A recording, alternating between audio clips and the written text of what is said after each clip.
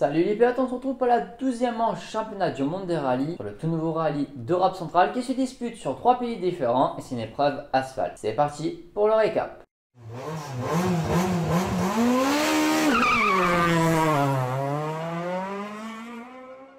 Ce rallye se déroule donc dans 3 pays différents, à savoir la République tchèque, l'Autriche et l'Allemagne. Évidemment, les épreuves spéciales sont assez proches des frontières afin d'éviter de partir à l'autre bout pour la liaison. En WRC2, le jeudi qui se déroule en République tchèque, voit Mikkelsen s'imposer dans la première spéciale qui est donc une super spéciale, avant que finalement Johan Rossel s'impose dès la deuxième spéciale. Malheureusement, le vendredi verra Johan Rossel et Arnaud Dunant sortir de la route et tous leurs espoirs de titre s'envoler. Car sur ce rallye, il devait absolument gagner et espérer que Mikkelsen ait une bévue au Japon pour être titré. Avec sa sortie de route, ils sont finis malheureusement. Et finalement, quelques minutes après, nous apprenons que Mikkelsen s'est sorti de la route, il se coince et perd près de 10 minutes. Finalement, pour regretter la sortie de route de Johan Rossel qui allait prendre de gros points sur son rival, sur cette manche, malheureusement, ce n'a pas été le cas. Avec tout ce grabuge, c'est finalement le Finlandais Lindholm qui passe en tête du rallye, devant Erik Kais, le jeune espoir tchèque, Kajetanovic et 4ème Siamin qui est dans le bon wagon pour l'instant. Les écarts se maintiennent et d'ailleurs Siamin réussit à grimper sur le podium provisoire. On passe au samedi, le duo Erik Kais et Adrien Fourmeau remonte sur Emil Lindholm. Cependant, précision pour Fourmeau, il est dans la catégorie RC2, qui est la catégorie des Rallye 2, donc les voitures qu'il a actuellement, mais qui n'est pas donc le championnat WRC2. Il roule donc en Rallye 2, comme ça a été le cas pour Oliver Solberg au Monte Carlo. Il n'a pas sa manche nommée, mais il roule quand même dans la catégorie de sa voiture. Lindholm, chassé par Adrien Fourmeau en RC2 et par Nicolas Siamin, qui a donc dépassé Erik Kais et qui maintenant cherche à aller prendre la première place du WRC2. Fourmeau réussit à prendre la tête du RC2 le samedi soir. Le dimanche, malheureusement, Lindholm a victime d'une casse moteur et c'est donc Nicolas Siamin qui prend la tête de course.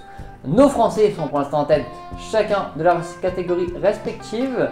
Attention cependant à Nicolas Siamin qui a Erik Kais pas très loin derrière lui. Les Français résisteront magnifiquement et chacun iront s'imposer sur ce rallye. Et suite à la sortie de Johan Rossel, Mikkelsen est donc champion du monde WRC2. En effet, Grussis Mins n'a pas réussi à marquer beaucoup de points sur cette manche, et ce qui fait que peu importe ce qui se passe au Japon pour Mikkelsen, le titre est pour lui dans la poche une 3e fois dans sa carrière. On passe au WRC.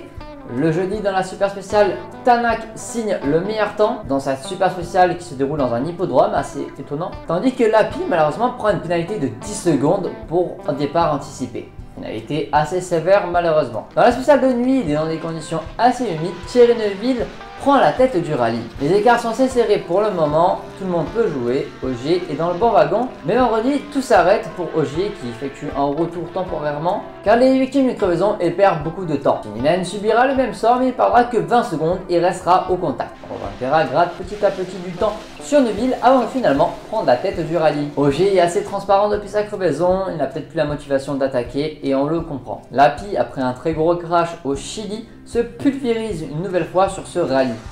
Heureusement tout le monde va bien, cependant on n'était pas loin de la catastrophe, des spectateurs étaient assez mal placés, si l'arbre n'arrête pas Lappi, on a des morts sur ce rallye. Grégoire Munster qui effectue son premier rallye asphalte sur la Rallye 1 après son rallye terre au Chili, pour l'instant montre des beaux résultats et c'est encourageant. Évidemment il n'a pas encore le rythme des premiers, mais pour l'instant, il est dans le bon wagon. D'ailleurs, il en profite pour dépasser Loubet pour le gain de la 7ème place. La spéciale 6 est annulée à cause de spectateurs mal placés. Et pour cette spéciale, d'ailleurs, qui n'a pas été parcourue, au final, Loubet prend une pénalité car sa combinaison était mal placée et que le casque était mal attaché. Lourde pénalité d'1 minute pour une spéciale qui n'a pas parcouru. En hauteur d'un bon rallye, Munster maintenant met sous pression Suninen, à qui il grappille du temps petit à petit. Robin Perra a atomisé tous ses concurrents sur cette journée et se retrouve à près de 30 secondes d'avance sur Neuville. Mais il ne va rien lâcher, Loubet fait une sortie de route. On passe au samedi, Neuville récupère un peu de temps, mais Robin Perra reste assez leader. Rares sont ses erreurs, Robin Perra sort de la route après avoir fait une glissade, il a perdu 20 secondes, et Neuville décrochant le meilleur temps de la spéciale, il se retrouve à moins de 10 secondes du Finlandais. Tandis qu'Evans perd du terrain sur Neuville, Dans la spéciale d'après, il essaye d'attaquer, mais malheureusement, il sort de la route et tape une grande. Cette sortie ouvre la voie pour Rovanperä qui peut sécuriser un deuxième titre dès cette manche. Neville en profite pour prendre de la tête, tandis que Katsuta est maintenant sous pression de Suninen. Dimanche, le rythme est bien ralenti pour tout le monde. Rovanperä assurant le titre, Neville assurant la victoire face à Rovanperä. La bataille se fait plus pour la 5e place du rallye entre Katsuta et Suninen. Tout en gestion depuis la sortie d'Evans, Rovanperä termine 2e et devient double champion du monde des rallyes. Neville termine premier et sécurise sa 2e victoire de la saison. Il peut désormais essayer de jouer le titre de vice-champion face à Evans. Tout se déroulera au Japon pour les deux pilotes. C'est la 19e victoire de Thierry Neuville. Il rejoint Markku Alén et Ott Tänak au classement du nombre de victoires. Tänak grimpe sur la 3e marche du podium. Ogier est 4e, 5e Katsuta, 6e Suninen et 7 Munster. Loubet aura des problèmes de transmission dans la dernière journée. Malheureusement, il chutera au classement. Et je dresse un carton rouge à la FIA. Ce nouveau rallye permet de découvrir de nouvelles spéciales et de nouveaux horizons. En Autriche, en Allemagne et en République tchèque. C'est assez bien pour le rallye d'avoir une nouvelle épreuve. Cependant, on aurait aimé une meilleure gestion de la FIA sur ces épreuves. Puisque le rallye en comptant 3 pays différents, 3 immatriculations différentes devaient être créées pour chaque voiture et donc chaque concurrent.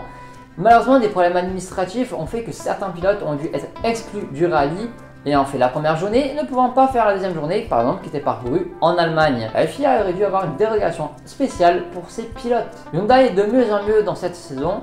Munster, pour son premier rallye asphalte avec la Rallye 1, a fait un rallye plutôt encourageant. Au Japon, il n'y aura plus trop d'enjeux à ce niveau-là. M-Sport a toujours ses problèmes de fiabilité, mais en fait, ils peuvent toujours jouer quelque chose avec cette voiture. Il y a des rumeurs comme quoi ils ne seraient pas là en 2024 parce que ça coûte assez cher pour eux et que M-Sport, malgré qu'il y a un peu le soutien de Ford, ça reste une écurie privée.